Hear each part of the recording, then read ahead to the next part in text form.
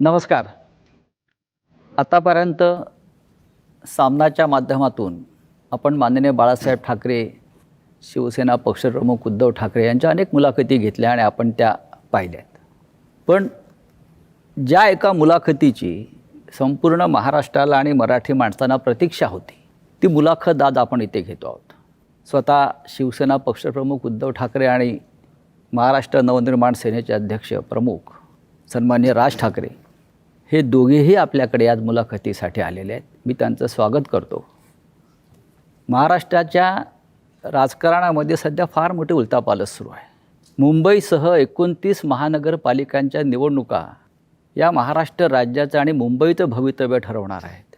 आणि या मुंबईच्या भवितव्यासाठी माननीय उद्धवजी आणि राज्य एकत्र आल्याचं चित्र महाराष्ट्र पाहतो आहे. मराठी माणसाच्या मनात अनेक प्रश्न आहेत आणि तेवढाच आनंदसुद्धा आहे आपण एकत्र आल्याबद्दल. या मुलाखतीचं वैशिष्ट्य असं आहे की जशी मुलाखत संयुक्त आहे, म्हणजे आपण दोघे आहात, तशी ही मुलाखत घेण्यासाठी सुद्धा आम्ही दोघे, म्हणजे माझ्याबरोबर प्रसिद्ध दिग्दर्शक, कलाकार, सिनेनिर्माते महेश मांजरेकर आहेत. महेश मांजरेकरांनी इथे बोलवण्याचं कारण इतकंच की हा जो संयुक्त प्रकरण सुरू झालं त्याची ठिणगी महेश मांजरेकरांनी त्यांच्या एका मुलाखतीत टाकली होती आणि तिथूनही सुरुवात झाली. त्याच्यामुळे मांजरेकरांनी इथे खास आमंत्रित केलं आहे. पण मांजरेकर इथे आज आहेत माझ्याबरोबर. ते एक मुंबईकर म्हणून, ज्यांना आपण कॉमन मॅन म्हणतो या मुंबईतला, त्या मुंबईकरांच्या मनात काही प्रश्न आहेत ते मांजरेकर मांडतील आणि आम्ही दोघे मिळून महाराष्ट्रातल्या या दोन धुरंधर नेत्यांशी चर्चा करू. उद्धवजी आणि राजसाहेब, आपण इथे आलात त्याबद्दल मी आपले आभार मानतोच. बऱ्याच कालखंडानंतर, म्हणजे म्हटलं तर 20 वर्षानंतर, जे आपण वारंवार म्हणतो आहे, आपण एकत्र येऊन आपण मुंबईवर आणि महाराष्ट्रावर चर्चा करतो आहोत. महाराष्ट्र या क्षणाची वाट पाहत होता आणि महाराष्ट्राच्या मनातला हा कॉमन प्रश्न आहे आणि तो दोघांनी त्याचं उत्तर दिलं पाहिजे. थोडक्यात की महाराष्ट्राला 20 वर्ष वाट का पाहावी लागली? मला असं वाटतं काही गोष्टी का घडतात, कशा घडल्या, काय झालं, मला असं वाटतं या गोष्टी आता सोडून दिल्या पाहिजेत. आणि मी त्या दिवशी महेश मांजरेकरांच्या मुलाखतीमध्ये मी सांगितलं होतं की कुठच्याही भांडणापेक्षा आणि वादापेक्षा महाराष्ट्र मोठा आहे. आणि आज संकट महाराष्ट्रावरती आहे, मुंबईवरती आहे, महाराष्ट्रातल्या अनेक शहरांवरती आहे. आणि जे संकट आहे हे मराठी माणसाला समजलेलं आहे की काय प्रकारचं आहे आणि काय प्रकारचं राजकारण महाराष्ट्रामध्ये सुरू आहे. मला असं वाटतं की ती एकच गोष्ट ही या एकत्र येण्याचं सर्वात महत्त्वाचं कारण आहे.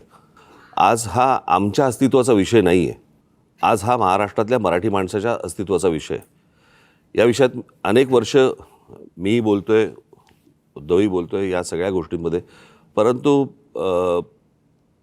आज अशा एका वळणावरती ही निवडणूक आणि महाराष्ट्र येऊन उभा आहे की ज्याला आपण अभी नहीं तो कभी नहीं हे जे आपण नेहमी म्हणतो, तर ही परिस्थिती आज मुंबईवरती येऊन ठेपलेली आहे, ठाण्यावरती येऊन ठेपलेली आहे. खरं तर बघायला गेलं तर MMR रिजनवरती येऊन ठेपलेली आहे. MMR रिजन मी मुद्दामून बोलतो आहे. आणि त्या सगळ्या गोष्टींसाठी म्हणून आज आम्ही एकत्र येणं गरजेचं आहे. कारण आज नाही बरोबर आलो आणि आज या गोष्टींचा सामना नाही केला तर मला असं वाटतं महाराष्ट्र आम्हाला माफ नाही करणार. उद्धव साहेब, मला वाटतं राजसाहेबांच्याच भावना. मला असं वाटतं की राजने उत्तर जे दिले त्याच्यामध्ये एवढंच मी बोलेन, आम्ही दोन भाऊ एकत्र आलो आहे हा एक मुद्दा वेगळा आहे, भावनिक आहे. पण दोन भाऊ एकत्र येणं याचा अर्थ महाराष्ट्रातील प्रत्येक मराठी माणसाने एकत्र आलं पाहिजे. कारण महाराष्ट्र वाचवायचा असेल तर ठीक आहे, पक्ष, राजकीय मतं हे असतील, पण आपण मराठी आहोत, महाराष्ट्र आपला आहे. आणि आपण जर एकमेकांमध्ये वेगळ्या चुली मांडल्या तर महाराष्ट्र तोडणारे त्यांची पोळी भाजून जातील. पण एक प्रश्न कायम सगळ्यांच्या मनात आहे गेल्या 50-55 वर्षापासून, तो आतापर्यंत. महाराष्ट्र वाचवण्यासाठी किंवा मुंबईसह महाराष्ट्राचं रक्षण करण्यासाठी शिवसेना प्रमुखांनी शिवसेनेची स्थापना केली.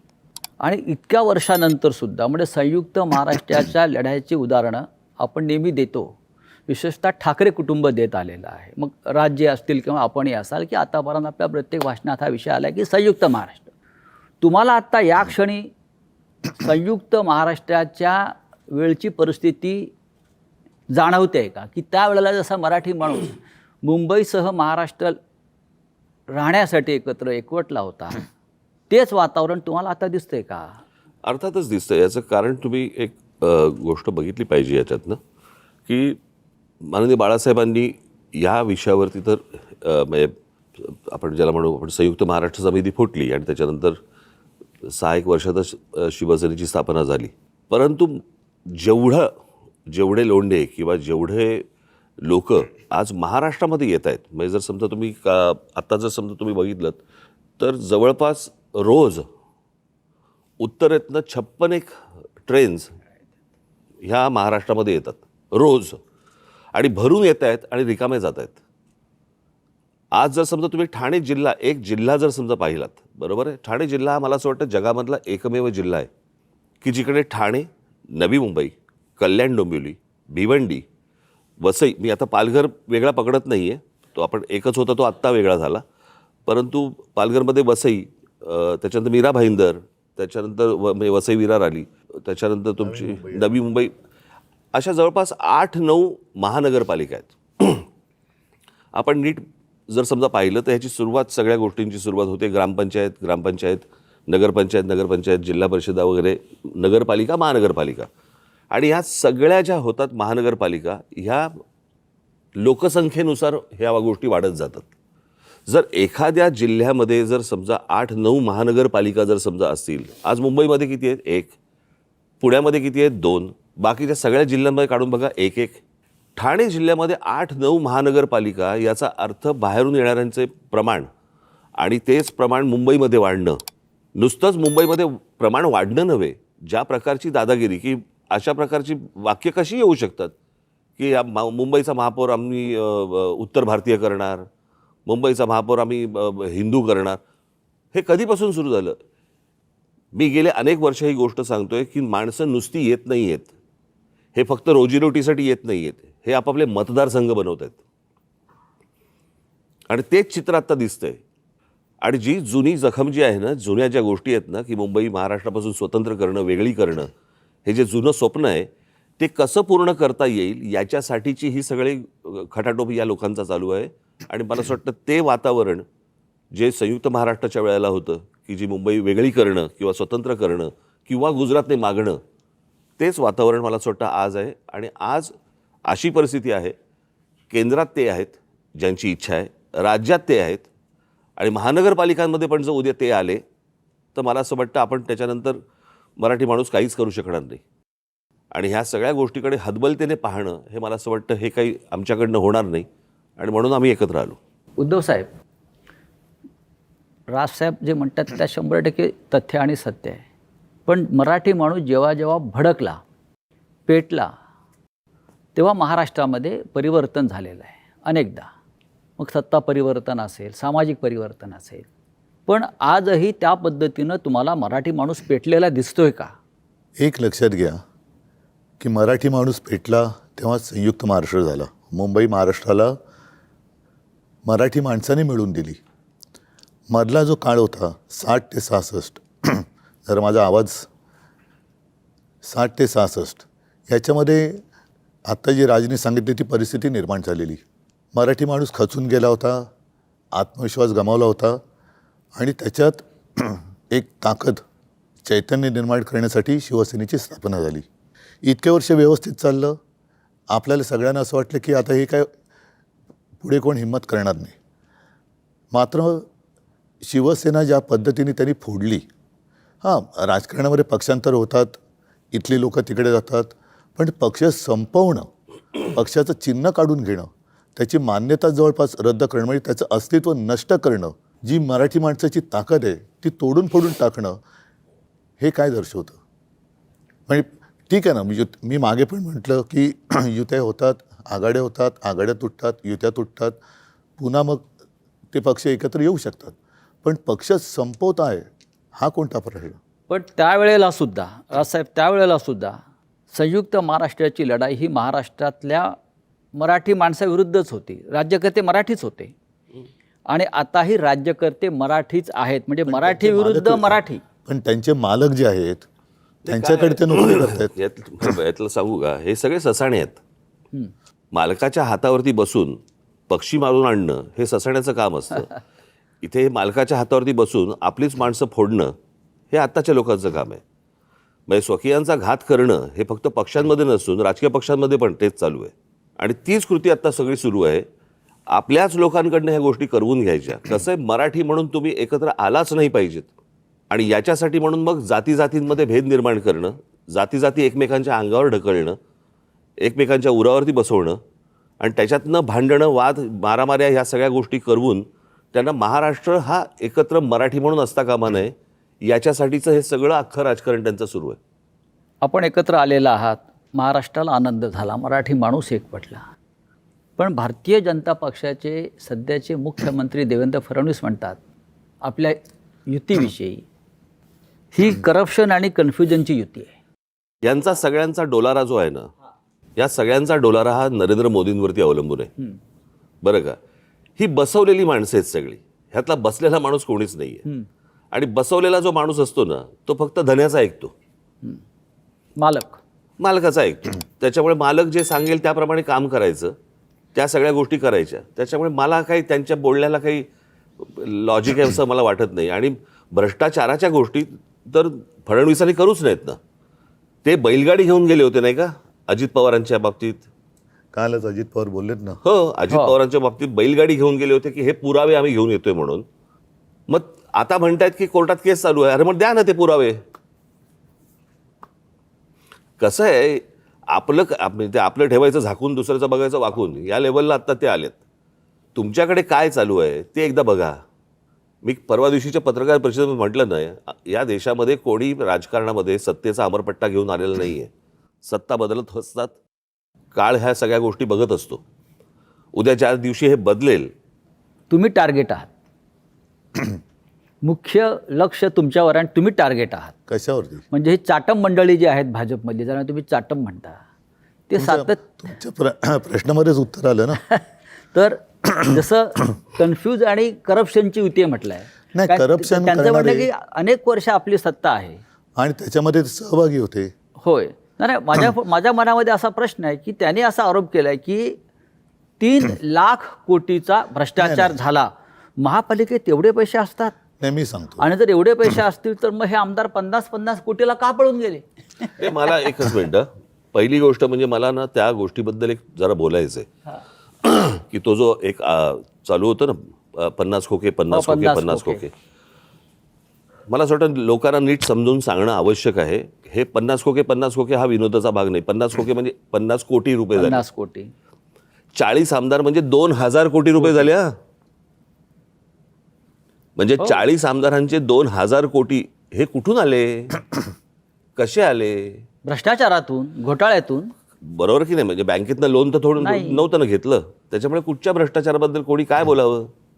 मला एक बेसिक, आता 3 वर्षामध्ये कॉर्पोरेशनची इलेक्शन झालीच नाही. आज जो हे चालू ना मुंबई, मग 3 वर्षात मुंबई धोक्यात नव्हती का जेव्हा इलेक्शन झालं? माझे एक मुंबईकर म्हणून मी आज जेव्हा घरातनं बाहेर पडतो ना, तर मला खरं सांगू तर मला लाज वाटते की माझी मुलं ह्या शहरात वाढणार आहेत. मी काही गोष्टी रेग्युलरली फॉलो करतो. आजचा एअर क्वालिटी इंडेक्स 183 आहे. ज्याचा आज मी भोगतोय. एक फुगा असतो की ज्याची कॅपॅसिटी एक आपण म्हणतो की तो एक पर्टिक्युलर ह्याच्यात तो फुटेल. तर जवळजवळ ह्या एका फुग्यात जवळजवळ त्याच्या 5 पट हवा भरलेली गेलेली आहे. माझा एक प्रॉब्लेम आहे की मुंबई डिकंजेस्ट कधी होणार? म्हणजे मी आता बाहेरचे लोंढे बोलतच नाही. एक मुद्दा सांगतो, विचारतो तुम्हाला. तुम्ही इतके वर्ष मुंबईत राहतात. माझा आणि राजचा जन्म मुंबईतला आहे. आज जेवढं प्रदूषण दिसतंय, हवेचा जो काही निर्देशांक वगैरे म्हणतोय प्रदूषणाचा, हा एवढा खराब कधी झाला होता का? ह्याचं कारण असं की आता यांची जी काय होर्डिंग्ज लागलेत, विकासाची गती नाही आहे, ह्यांची विनाशाची गती आहे. नियोजन शून्य विकास हे याचं कारण आहे. कारण तुम्ही जे म्हणताय ना, एक तर आओ जाओ घर तुम्हाला, इथूनच पहिली सुरुवात होते. त्याच्यानंतर साधारणतः आपल्याला नेमकं आज हवंय काय? आज जर का तुम्ही पाहिलं तर सगळीकडे रस्ते खोदलेत, जिथे जाऊ तिकडे रस्ते खोदलेत, मोठमोठ्या इमारती उभ्या राहिलेल्या आहेत. विकासाच्या नावाने मेट्रो असेल, काही ठिकाणी पूल असेल, हवेत. पण ते एका वेळेला सगळं तुम्ही काढलं आहे आणि त्यावेळेला मुंबईच्या खर्चाचा ताळमेळ हा बसवला गेला पाहिजे. मी मुंबईकर म्हणून मी तुम्ही म्हणतो, आपण सगळेच मुंबईकर आहोत. तुम्ही जो कर भरता त्याच्यासमोर तुम्हाला काय मिळतं? प्रदूषण. म्हणजे विकास तुमच्याकडे काय फार मोठा रस्ता आम्ही छान केला आहे, सरळ तुमच्या घरापासून हॉस्पिटलमध्ये जातो रस्ता, ह्याला मी विकास नाही म्हणत. हॉस्पिटल कमीत कमी असणं आणि आयुष्य चांगलं असणं हा विकास पाहिजे. माझं तर म्हणणं आहे, विकास नको आता. नाही, मुंबई ही विकास मानसिकता करण्याच्या लायकीची ही राहिलेली मानसिकता नाही. का झाली? कारण नियोजनशून्य विकास. आम्ही सुद्धा आज आमची जी होर्डिंग लागलेत, मी 12पासून लावतोय होर्डिंग. होय, हे आम्ही केलं आणि त्याच्याबद्दल मला अभिमान आहे आणि मला असं वाटतं मुंबईकरांना अभिमान आहे. मग त्याच्यामध्ये शाळेचा दर्जा असेल, पाण्याचा दर्जा असेल, किंवा आता कोस्टल रोड झालेला आहे. कोस्टल रोडसुद्धा हा आपण केलेला आहे. पण वाटेल तिकडे, जसं आता मी कलानगरला राहतो आहे, वेडेवाकडे उड्डाण पूल, आता तिकडे आणखीन एक वॉकर ब्रिज करतायत. कोणासाठी करताय? कशासाठी करतायत? आणि संपूर्ण धुळीचं आणि सिमेंटचे कण आपल्या फुफ्फुसामध्ये जात आहेत. मी तेच म्हणतो की आता विकास करण्यासाठी जागा नाही राहिली मुंबईला. म्हणजे कार्बन डायऑक्साईडचं प्रमाण 1 किलोमीटर मागे Mumbai is the highest in the world. म्हणजे आपण जो श्वास घेतो त्याच्यातनं आपण कार्बन ऑक्सिजनपेक्षा जास्त कार्बन. याचं मूळ कारण असं आहे की एक तर चाललेल्या काय ज्याला विकासाच्या नावाखाली ज्या काही गोष्टी सुरू आहेत त्या, आणि दुसरं म्हणजे मुंबईमध्ये, ठाण्यामध्ये, पनवेलमध्ये, नवी मुंबईमध्ये तुम्ही जर सगळीकडे आपण जर गेलो, प्रचंड मोठ्या प्रमाणावरती रिडेव्हलपमेंट सुरू आहेत. झाडं तोडतायत, झाडं तुटतायत, रिडेव्हलपमेंट सुरू आहे. डोंगर कापतायत. आणि काय होतं की ह्या सगळ्या ह्याच्यामध्ये आपल्याकडे ना डीपी बनतो पण टाउन प्लॅनिंग होत नाही.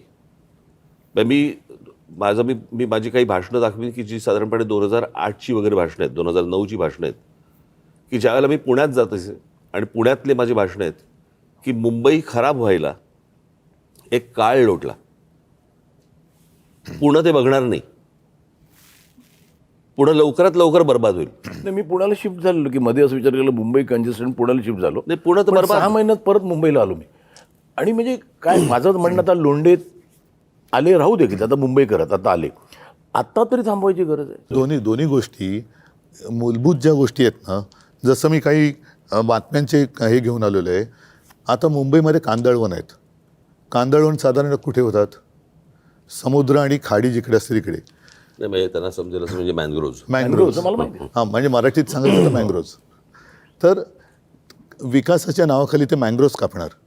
आता साधारणतः एक कायदा असा आहे की जेवढी झाडं तुम्ही तोडाल तेवढी झाडं तुम्ही लावली पाहिजेत. आता मुंबईची मँग्रोव्ज जी समुद्र किनारपट्ट्यावर आहे ती कापल्यानंतर, तोडल्यानंतर तुम्ही कुठे लावली पाहिजेत? तुम्ही पुण्याला गेलात, चंद्रपूरला गेलात, मुंबईतल्या कांदळवनाची भरपाई हे चंद्रपूरला करणार. ह्या विकासाचा कसा काय उपयोग होणार आपला?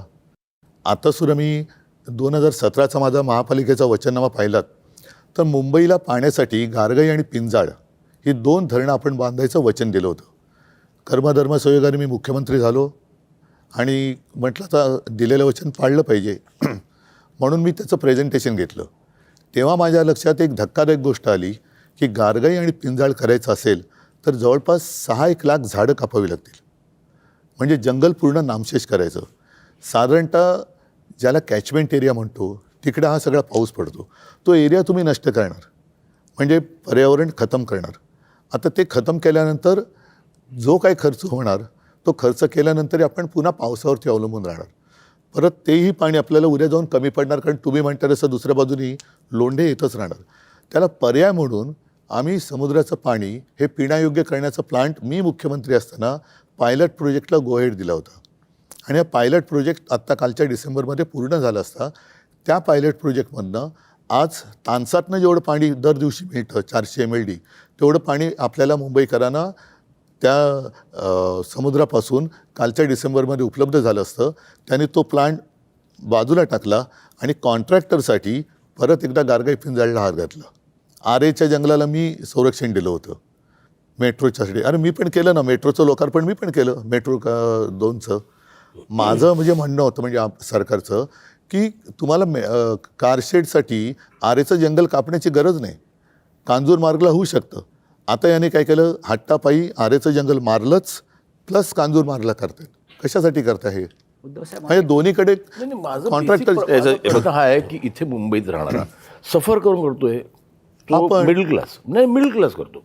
आज ज्या बिल्डिंग होतात तिकडे 24 तास पाणी असतं. आज माझे छोटे मिडल क्लास जिथे राहतात नक्कीच. त्यांना 2 तास सकाळी पाणी, 3 तास सकाळी पाणी. तो जो एक भाग आहे ना की किती क्राऊड का मुंबईत. बरं आज मला बाहेर पडलो तर जिथे मला 10 मिनटं लागत होती तिथे आज मला 1 तास लागतो. तर डिकन्जेस्ट करणं माझं असं म्हणणं आहे की लोकांना तर सांगा की मुंबई आहेत ते राहू दे की. म्हणजे मी म्हणतो आले ते आले, आता समजा ते मुंबईकरच झाले, पण आहेत त्यांना एक समजायला पाहिजे ना की आता जागा नाही. 51 लाख गाड्या आहेत मी एक सांगतो तुला मुंबईत. काय आहे, मला असं वाटतं की ह्या काही गोष्टींकडे राजकीय पक्ष म्हणून न बघता मला असं वाटतं राज्य म्हणून पाहणं गरजेचं आहे. काय आहे, 4 प्रकारच्या जागा असतात. एक केंद्र सरकारची जागा असते, एक राज्य सरकारची जागा असते, एक महानगरपालिकेची जागा असते आणि एक खाजगी जागा असते. बरोबर. आता गोदरेजची खाजगी जागा आहे, तिकडे तुम्हाला एकही झोपडी मिळणार नाही. पण केंद्र सरकारच्या, राज्य सरकारच्या आणि महानगरपालिकांच्या, बरोबर, या ज्या सगळ्या जागा आहेत ह्याला आईबापच नाही. म्हणजे आज कित्येक वेळेला अशा अनधिकृत गोष्टी ह्या पाडल्या गेल्या आणि नंतर तिकडचे कोणीतरी अधिकारी त्यांना त्याच्यावरती ज्या प्रकारचा ज्याला वचक पाहिजे तो वचक मला असं वाटतं की येणं गरजेचं आहे. तो कोणी म्हणजे तो उद्या आम्हीही आणू, उद्या कोणी राज्यातली लोक असतील त्यांनी आणावा, उद्या राज्यात आम्ही आलो तर आम्ही आणू. पण मला असं वाटतं की तुम्ही जे बोलताय ते अत्यंत योग्य आहे की जागा संपलेली आहे. बरोबर. आता साधी गोष्ट आपण समजा प्रदूषणाची गोष्ट बोललो, प्रदूषणाची, तर मुंबईमध्ये हीच हालत आहे, मला मान्य. परंतु आज दिल्लीमधली हालत काय, तिकडे 200च्या वर आहे इक्वालिटी. बरोबर की नाही. आणि आज दिल्लीमध्ये जर समजा आपण बघितलं तर केंद्र आणि राज्य अशा दोन्ही गोष्टी तिकडे आहेत. राजसाहेब तुम्ही एक फार नाही, महत्वाचा मुळामध्ये- मुद्दा आता मांडला. नाही, मुळामध्ये राज्यकर्त्याचं प्रेम हे राज्यावरती असायला पाहिजे, सत्तेवरती असतं का म्हणे. सत्तेसाठी वाटेल ते करायचं आणि बट्ट्याबोळ झाला की हात वर करायचे. आता तुम्ही मला सांगा, मुंबईमध्ये आपण राहणार आहोत. दुर्दैवाने मी असं म्हणेन की आजचे राज्यकर्ते हे मुंबईकर नाही आहेत. जरी मराठी आहेत, महाराष्ट्रातले असले तरी त्यांना मुंबईकरांसाठी किंवा त्यांच्या शहरांसाठी काही पडले का, त्यांच्या नागरिकांसाठी? इथे ते फक्त कॉन्ट्रॅक्टरसाठी काम करतात. इथे 2 महत्त्वाचे प्रश्न उपस्थित झालेले आहेत. एक तर आता राजसाहेबांनी जो मुद्दा सांगितला, जमीन केंद्र सरकारची आहे, राज्य सरकारची आहे, खाजगी आहे. पण आज मुंबईसह महाराष्ट्रातल्या जमिनींचा मालक मोदींचा लाडका उद्योगपती झालेला आहे. एकेकाळी आपल्या महाराष्ट्रात देशामध्ये विनोबा भावेंनी घोषणा दिली होती सबभूमी गोपाल की. आज सबभूमी अदानी की. मुंबई वाचवायची असेल तर हे जे आपल्या मुंबईच्या मोक्याच्या जमिनी गिळंकृत करण्याचे जे काम चालू आहे, जे आपल्या जाहीरनाम्यातसुद्धा आहे, वचननाम्यातसुद्धा तो आपण मुद्दा घेतला आहे, हे आपण कसं करणार? मुंबई वाचवायची असेल तर आधी आपल्या महत्त्वाच्या मोक्याच्या जमिनी, धारावीसह मिठागर असतील, टोल नाके असतील, हे आज एका उद्योगपतीच्या नाही, घशात घालण्याचं काम केलेलं आहे. नाही, आज त्यांना अडवणारं कुठे प्रशासनमध्ये नाहीच आहे ना. केंद्रातनं ऑर्डर आली, जसं मगाशी राज म्हणाला, हे ससाणे बसलेले आहेत, ते जागा राखवतात आणि ते जागा घेऊन त्या याच्या घशात घालतात अदानीच्या. मूळ महापालिका आता एक शेवटचं ठिकाण राहिलेलं आहे की जिकडे ठामपणाने त्यांना नाही सांगणार कोणतरी नाही, पाहिजे. माझा तोच मुद्दा आहे की आपण जे म्हणतो की या महापालिकेवरती भगवा फडकला पाहिजे किंवा मराठी माणसाची ताकद इथे आली पाहिजे, म्हणजे सत्ता आली पाहिजे. ही सत्ता आल्यावरती प्रश्न संपतील का? जे प्रश्नासाठी आपण आता उभे आहोत, मी तुम्हाला आपण एकत्र आलेला मी एक गोष्ट सांगतो. आणि सगळ्यात मोठं संकट हे गौतम अडाणी मुंबई गिळतोय भाजपच्या माध्यमातून. मी याच्याबद्दल एक गोष्ट बोलतो. हा, मला असं वाटतं की मुंबई महानगरपालिका याची मुदत संपली 2022ला आणि 2022लाच मला असं वाटतं उद्धव सरकार गेलं. बरोबर. त्याच्या आधी महापालिका विसर्जित झाली होती. आधी म्हणजे कधी 21ला 6 महिन्या अगोदर. त्या माझं जूनमध्ये सरकार पाडलं, मला वाटतं मार्च 4-5 महिन्या अगोदर. बरोबर. तेव्हा मुदत संपली. 22 त्याच्यानंतर 25 पर्यंत, 4 वर्ष झाली आता. या 25 पर्यंत, आज 26 कधी 26ला आज जानेवारीमध्ये निवडणूक होते. इतकी वर्ष काय गेली? मी माझ्या पुढच्या काही भाषणांमधनं किंवा माझ्या काही इंटरव्ह्यूमधनं मी ते तुम्हाला नीट सांगणार आहे की ह्याचं काय प्लॅनिंग चालू होतं आणि 24 ते 25 मध्ये काय झालं. एका वर्षात काय झालं हे मी तुमच्यासमोर आणणार आहे. मी आत्ता नाही बोलत या विषयात, परंतु हे काय प्रकारचं प्लॅनिंग आणि कशासाठी ह्या निवडणुका पुढे ढकलत आज 26पर्यंत आल्यात ते मी तुम्हाला सांगणार आहे नंतर. ही माणसं जी आहेत ना, ही म्हणून मगाशी मी म्हटलं नाही, ही बसवलेली माणसं आहेत. आणि तू म्हणतोस की हे जागा दाखवतात, हे जागा नाही दाखवत. ते जागा पाहतात, तेच ह्यांच्याकडे ते. सह्यांसाठी फक्त फायली येतात की ह्याच्यावर सही कर. आता आपल्याच लोकांना, आपल्याच इकडच्या मराठी लोकांना समजत नाही होत आपण काय करतो. हे त्यांना नंतर कालांतराने समजेल की त्यांनी आपण काय महाराष्ट्राचं घोडचुका डेथ वॉरंट केल्या. काढलेलं नाही आहे. नाही, एक मिनिट. आपल्या सहीनं मराठी संजय. माणसाच्या सहीनं मराठी माणसाचं डेथ वॉरंट काढलं. आणि तसं त्यातलं कसं आहे, एकच मिनिट, की देवेंद्र फडणवीस नागपूरचे, अजून बाकीचे सगळे बाहेरचे. मी एकदा ना, एकच गोष्ट म्हणून सांगतो, मी एकदा स्वित्झर्लंडला गेलो होतो. आणि स्वित्झर्लंडला गेल्यावरती मी तो देश पाहत होतो. आणि तो देश सगळे काय गाड्या फिरत आहेत, सगळ्यांकडे उत्तम नोकऱ्या आहेत, सगळे सुंदर रस्ते आहेत, उत्तम निसर्ग आहे, सगळं व्यवस्थित छान. तो सगळा देश पाहताना मला पहिला मनात प्रश्न आला, इथला विरोधी पक्ष काय करतो. हो. म्हणजे निवडणुकीच्या तोंडावरती काय सांगतो तो, की मी तुम्हाला हे देईन, मी तुम्हाला ते देईन, मी तुम्हाला त्या कल्पनेच्या बाहेर होतो मी. बरोबर आहे. मुंबईमध्ये मुंबईकरांना काय पाहिजे हे मला असं वाटतं मुंबईत तुम्हाला तिथे जन्माला आल्याशिवाय कळणार नाही. बाहेर येऊन ज्यावेळेला तुम्ही ती एखादी गोष्ट बघता, शहर बघता किंवा एखादा देश बघता ना, तुम्हाला समजणारच नाही तिथले प्रश्न काय ते. आता उदाहरणार्थ समजा तुमचा कुठचा काय गृहनिर्माण मंत्री किंवा अजून कुठचा PWD मिनिस्टर किंवा अजून कुठेतरी हे बाहेरचे ज्यावेळेला येतात, ते ज्यावेळेला मुंबईत येतात त्यावेळेला त्यांना प्रश्न पडतो, सारा प्रॉब्लेम काय शहराचा. रस्ते आहेत, हॉस्पिटल आहेत, दिवे आहेत, शाळा आहेत, कॉलेजेस आहेत, पाणी आहे 24 तास. इथले प्रॉब्लेम काय आहेत. कारण तो कंपॅरिझन करतोय त्याच्या रस्त्यांशी, त्याच्याकडच्या लोडशेडिंगशी, त्याच्याकडच्या सगळ्या गोष्टींशी. त्याच्यामुळे हे सगळे प्रॉब्लेम होतात. तुमची मानसिकता कशी आहे. माझं जे आता मी इथे मुंबईकर म्हणून बोलतो आता, हे पॉलिटिकल बाजूला ठेवून, की मला जे बाहेर पडलं प्रश्न पडतात ते, की आज आई भीक मागू देत नाही की वडील चोरी करू देत नाही, अशी परिस्थिती फक्त मिडल क्लासची आहे. त्या मिडल क्लाससाठी काय म्हणजे आज आपण म्हणतो की बाहेर रस्त्यावर फिरा, फुटपाथ. आता आम्हाला लहानपणी सांगायचं आहे की the pedestrian should walk on the footpath. नाहीच आहेत फुटपाथ, चालणार कुठे. आज शाळांचे एवढे प्रॉब्लेम आहेत. माझं म्हणणं आहे की कॉर्पोरेशनकडे एवढ्या शाळा आहेत, त्या एवढं बजेट आहे मुंबई कॉर्पोरेशनचं, त्या अत्याधुनिक का केल्या जाऊ नये. आता कसं आहे, आणि आज डिजिटल एज्युकेशन झालं आहे. असंही नाही की टीचर्स चांगले पाहिजे, आम्हाला टीचर्स चांगले मिळत नाही. तर आज एक म्युन्सिपॅलिटी शाळेत जाताना मला मुलाला पाठवताना मला लाज नाही वाटता का. मग ते त्यांच्या बरोबरीने का नाही करता येत. कारण होऊ दे की आता मुलांना एअर कंडिशनमध्ये बसायची सवय आहे. नाही, याच्याबद्दल एक नक्की सांगेन. हां, अगदी एअर कंडिशन नसेल, पण साधारणतः 2010 पासून मी अभिमानाने सांगेन की देशामध्ये मुंबई महानगरपालिका ही एकमेव महानगरपालिका असेल की तिने अत्याधुनिक यंत्रणा किंवा सुविधा वापरायला लागले. व्हर्च्युअल क्लासरूम म्हणजे काय केलं आम्ही, साधारणतः एका विषयामध्ये महापालिकेच्या शाळेमध्ये एक चांगला शिक्षक किंवा शिक्षिका कोण आहे त्यांना बोलवण्यात आलं आणि एका स्टुडिओतून 10वीच्या विद्यार्थ्यांना एका स्टुडिओतून त्या शिकवायच्या किंवा शिकवतात. आणि हे शिकवणं म्हणजे मन की बात नाही, प्रश्नोत्तर होतात. आज मी जे तुम्हाला सांगितलं ना की याच्यामध्ये आम्ही पुस्तिकाच केलेली आहे. आणि तुम्ही म्हणाला त्याच्यात जवळपास 1300 शाळा आपल्या मुंबईमध्ये आहेत महापालिकेच्या. आणि या महापालिका शाळेमध्ये 3.5 लाख विद्यार्थी जवळपास वेगवेगळ्या 8 भाषेमध्ये शिक्षण घेतात. म्हणजे मराठी तर आलीच, इंग्रजी, सेमी इंग्रजी आली, हिंदी, उर्दू, गुजराती, अशा ह्या सगळ्या 8 भाषांमध्ये आपण त्यांना शिक्षण देतो. आणि ही साधारणतः 2010 साली सिस्टीम सुरू केल्यानंतर 2014-15च्या सुमारास आम्ही 8वी ते 10वी म्हणजे जे शिवसेना प्रमुखांचं एक स्वप्न होतं की विद्यार्थ्यांच्या पाठीवरती किती ओझं आहे, तर तो अभ्यासक्रम आम्ही सिम किंवा सिममध्ये आणला. एक सिम कार्ड असतं ना फोनवर टाकायचं, आणि ते टॅबमध्ये टाकून द्यायला लागलो. त्याच्यामध्ये बऱ्याचशा गोष्टी ह्या ॲनिमेटेड होत्या, म्हणजे मुलांना पटकन समजायचं की काय काय एखादी गोष्ट आपण दाखवू शकत नाही. की समजा एखाद्या ग्रहाला इतके चंद्र आहेत, त्या चंद्रावरती वातावरण कसं असेल, अशा काही गोष्टी आपण प्रत्यक्षात दाखवू शकत नाही. त्याचं ॲनिमेशन करून ते त्याच्यात टाकण्यात आलं. त्याचा परिणाम असा झाला की महानगरपालिकांच्या शाळांचा रिझल्ट हा जवळपास 100%च्या जवळ आला.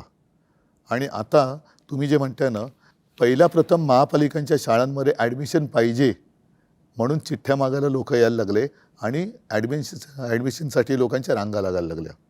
बऱ्याचशा मी बघितले म्युनिसिपल स्कूल्स बंद होऊन तिकडे काहीतरी वेगळं करायचं होतं ते.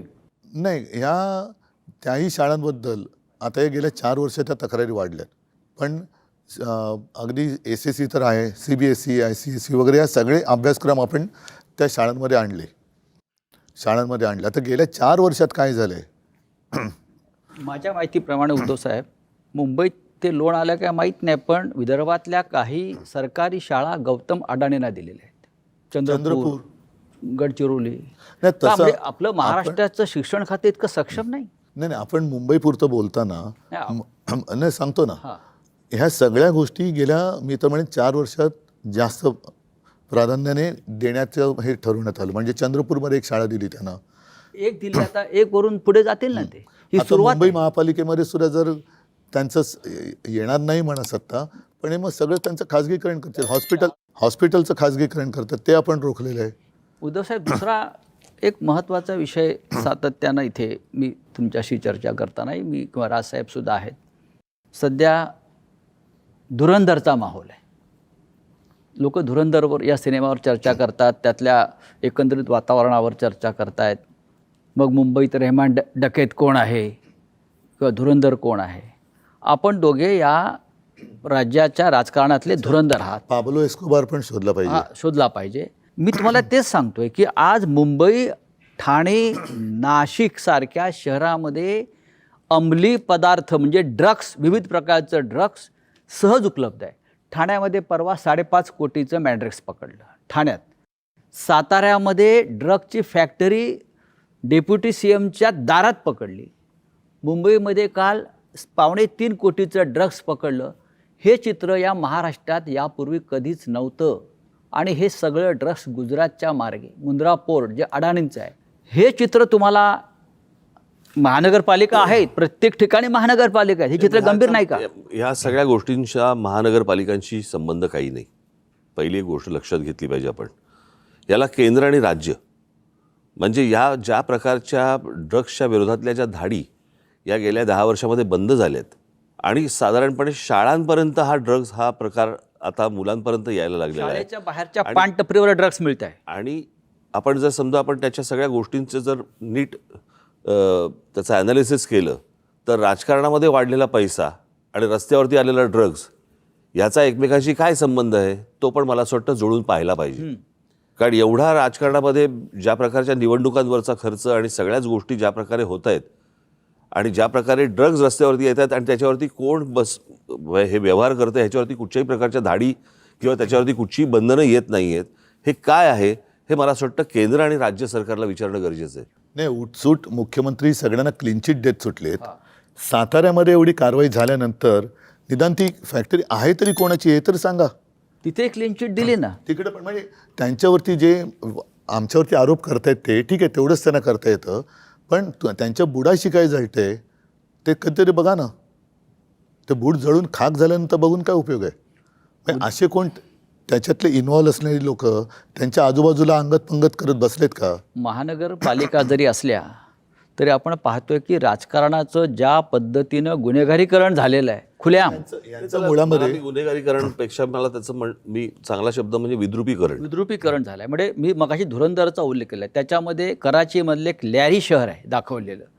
ज्या पद्धतीनं लॅरी शहरातल्या माफियांची मोडस ऑपरंडी होती किंवा झालेली होती त्यावेळेला, त्याच पद्धतीनं मुंबई, ठाणे, नाशिक, पिंपरी चिंचवड या प्रमुख शहरामध्ये, नागपूर, त्याच पद्धतीनं आज तुम्ही प्रमुख शहरं घेऊच नका. हां, तुम्ही मराठवाड्यामध्ये जा, तुम्ही पश्चिम महाराष्ट्रामध्ये जा, तुम्ही विदर्भामध्ये जा आणि जी छोटी छोटी जी शहरं आता जी उभी राहत आहेत ना तिकडची परिस्थिती बघा. बीड आहे.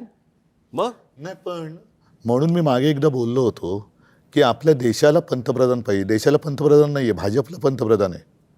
तसंच महाराष्ट्राला मुख्यमंत्री नाही आहे, जो आहे तो भाजपचा आहे. म्हणजे हे सगळेजण त्यांचा पक्ष आणि सत्ता एवढं सत्तांध झालेली आहेत लोक की लोक मेले तरी चालतील, नागरिक मेले तरी चालतील, त्यांची मुलं बाळं ड्रग्सच्या आहारी गेले तरी चालतील, त्याच्यात धंदे करणारे आपल्या बाजूला बसले तरी चालतील, पण आम्हाला सत्ता पाहिजे. ही जी काही वृत्ती ह्याच्यावरती आपण काय बरं. करणार? ठीक काय आहे, म्हणजे- आपल्याकडे कायदा सुव्यवस्थेचं खातं नाही आहे, आपल्याकडे सरकार नाही नाही, आहे, पण ह्याच्यासाठी- आपल्याकडे जनसंघटन आहे ना. जेव्हा ह्याच्यासाठी शेवटी काय आहे, जसं राज म्हणाल तसं की सत्ता हातात असणं गरजेचं आहे, की जिकडे आपण कायदेशीर बंधनं उद्या जाऊन तिकडे धाड टाकल्यानंतर यांचेच बगलबच्चे निघाले तर लोक आता गेल्या नगर परिषदेच्या निवडणुकीमध्ये मालवण वगैरे त्या भागात त्यांच्याच युतीतल्या मित्रपक्षाने त्यांच्या दुसऱ्या पक्षावरती धाड टाकली. काय मिळवलं?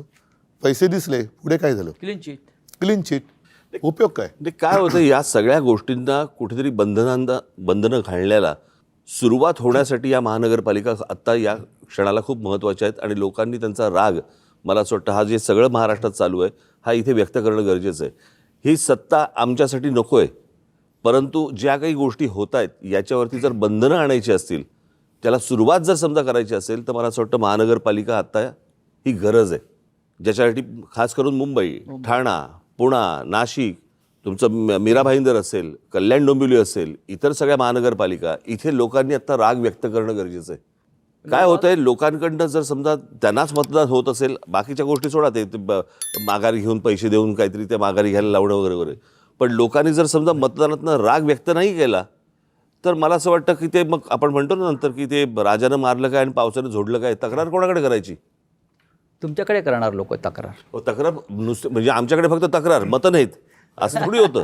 आता उमेदवार जे माघार घेत आहेत, आता ह्याच्या पुढची परिस्थिती कदाचित अशी होईल की जसं अमेरिकेने तो व्हेनेझुएलाचा अध्यक्ष उचलून नेला, तसे आता जिल्हाध्यक्ष आणि सगळे महापौर उचलून घेऊन जातील दिल्लीला, सुरतेला. व्हेनेझुएलाचे अध्यक्ष आपले मादुरो. मंत्री नेलेच ना त्यांनी. माझं म्हणणं तेच नाही, नाही, माझं हे- म्हणजे आपले व्हेनेझुएला मंत्री जसे एक उचलून देश आहे. सुरतला नेले. व्हेनेझुएला मला एक वाटतं- देश आहे. नाही संजय, जसं आपले मंत्री यांनी उचलून सुरत आणि गुवाहाटीला नेले, ट्रम्पने तेच केलं. तेच केलंय.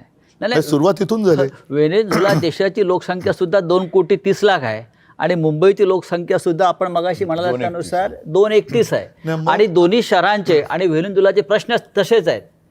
कोणत्याही प्रकारचा विकास नाही, ड्रग्स तेवढंच आहे, गुन्हेगारी आहे. पण मग आता तिथल्या इथून कोणाला अध्यक्षाला- उचलायचं आहे? जे करतात त्यांना उचललंच पाहिजे. त्यांना जर का तुम्ही चोंबाळत बसलात केवळ सत्ता पाहिजे म्हणून, तर सत्यानाच त्यांचाही होणार आहे जे चोंबाळतात त्यांचं. नाही, माझं म्हणणं आहे की आत्ता जे म्हणजे आपण दर प्रत्येक वेळेला म्हणतो की मतदान हा माझा हक्क आहे. आता हे जिथे निर्विवाद आलेत, कोणीच नाही, बिनविरोध. त्यांनी कसं दाखवायचं काळं बोटावरचं? म्हणजे माझा हक्क तुम्ही हिरावून घेताय ना, माझा मतदानाचा हक्क तुम्ही हिरावून घेताय. तर माझं म्हणणं आहे त्याला काही पर्याय नाही आणि ही सवय अख्खी लागू नये प्रत्येक ठिकाणी. म्हणजे जो मतदार जो निवडतो म्हणजे त्याचं मत की मला हा हवा की नको हे राहिलंच नाही. मग अशा वेळेला तर काही करू शकत नाही. आता एखादा आला निरो, कोणीच उभं राहिलं नाही, मला वाटतं तिकडे असं आलं पाहिजे की मग 30% लोकांनी म्हटलं ना की आम्हाला नको, तर ते बाद केलं गेलं पाहिजे. ते काय आहे, तो मला अधिकार, मत आहे ना माझं. त्या वोटिंग पॅड जे आहे ना त्याच्यावरती एक अधिकार आहे नोटांचा, पण त्या नोटांमुळे झालेला प्रॉब्लेम आहे हा. नाही, पण नोटा आता तो निर्विवाद असेल तर तिकडे वाटलेल्या मतदानाला नोटा- वाटलेल्या नोटांमुळे झालेला वाटलेल्या problem. नोटांमुळे झालेला प्रॉब्लेम आहे, त्याच्यामुळे नोटाचा पण अधिकार नाही, घ्यायला. पण आता तिथे निर्विवाद आले तर तिकडे नोटा पण दाबायला चान्स नाही ना. एक्झॅक्टली, कारण नोटा मिळाल्या ना. नाही, पण म्हणून माझं म्हणणं आहे की नोटा हे पाहिजे. नाही महेशजी, हा. म्हणून जसं काही वेळेला एखाद्या कामासाठी टेंडर काढलं जातं आणि ते टेंडरमध्ये जर काही गफलत वाटली तर रिटेंडर करतात. तसंच मला असं वाटतं, मी परवाच्या आमच्या पत्रकार परिषदेत बोललो की जिथे हे बिनविरोध झालेत तिथे निवडणूक आयोगाने रिझल्ट थांबवले, ते आमच्या बाकीच्या निवडणुकांबरोबर जाहीर करतील, कारण तो गुलाम आहे त्यांचा. तिथल्या निवडणुकीची प्रक्रिया नव्याने घेतली पाहिजे. हे जे बिनविरोध सगळं थोतांड झालं, कारण आता ते तिकडनं त्यांनी, बरं या बिनविरोधमध्ये आमच्या दोघांचा एकसुद्धा नाही, राष्ट्रवादी पवारसाहेबांचा एकसुद्धा नाही, अपक्ष एकसुद्धा नाही आला. म्हणजे हे काय योगायोग आहे? त्याला मी तेच म्हणतो. म्हणजे ते योगायोग आहे का काय आहे काय हे? नाही, माझं म्हणणं आहे की लोकांच्या मताला काही व्हॅल्यू आहे की नाही. तिकडच्या लोकांना त्यांचं मत असेल की नाही स्वतः, त्यावेळेला म्हटलं की जर का 30% लोकांनी त्यांचं पण मतदान घ्या. 30% लोकांना आता वाटलं की ही त्याच्यामध्ये रिप्रेझेंट जेनझी हा एक शब्द आता सगळीकडे थोडासा दरारा निर्माण करणार झालेला आहे. या सगळ्या ठिकाणचे जे जेनझी जे पहिल्या प्रथम मतदान करणार होते ते खूप अस्वस्थ आहेत आणि त्यांची आग आज त्यांच्या डोक्यामध्ये आहे, ती बाहेर आली तर मग यांची हालत खराब होणार. उद्धव साहेब, तुम्ही जेनझीचा उल्लेख करताय, पण नेपाळ असेल, बांगलादेश असेल, अन्य राष्ट्रामध्ये डोक्यात राग आणि आग असलेला जेनझी हा खरोखर रस्त्यावर उतरला, त्याला सांगावं लागलं नाही. आपल्याकडला जेनझी सुद्धा एका विशिष्ट विचारसरणीचा गुलाम होऊन थंड असं आपल्याला पडलेला वाटतंय. दिसतोय. असं वाटतंय. आणि त्या जेनझी तुमच्याकडे अपेक्षेने पाहतोय. मला असं वाटतं की हा पहिल्या भागामध्ये आपण थोडं थांबू. ज्या प्रकारचं मला एक एवढंच बोलतो, ज्या प्रकारचं राजकारण आता सध्या महाराष्ट्रामध्ये देशामध्ये चालू आहे, मला खरंच प्रश्न पडतो, देवी देवता आहेत का? आणि आहेत तर ते फक्त हे का बघत बसलेले आहेत? आणि एवढे 33 कोटी एवढे जर आहेत तर ते काय हे या सगळ्या गोष्टी का बघत बसलेत?